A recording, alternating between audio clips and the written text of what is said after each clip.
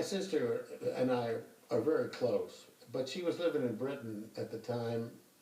But she came to Washington, D.C. because the Beatles were coming to Washington, D.C., and she was the assistant of the Beatles photographer, a guy named Bob Freeman. And she said, come on down, and I said, yeah, okay. So I went down and started shooting from way back because it was a terrific scene. They were in the round, the crowd was huge, everyone was screaming.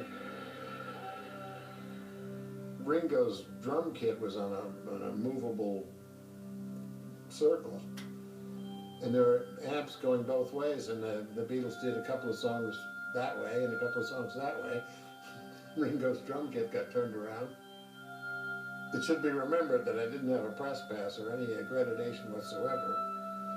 So I got closer and closer, and no one stopped me, and pretty soon I had my elbows on the stage, and I was shooting close-ups of the Beatles.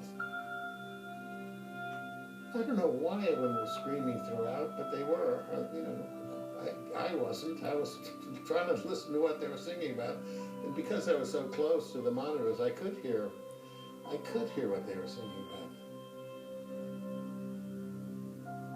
Someone asked them what they liked, and George said, we like jelly babies, which meant jelly beans.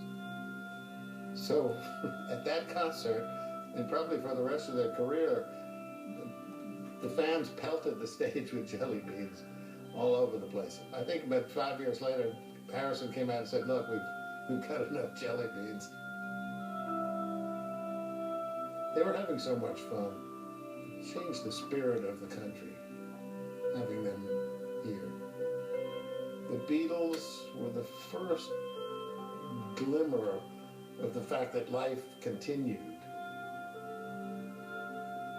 And it sort of reaffirmed the fact that life was for living and we have to keep going.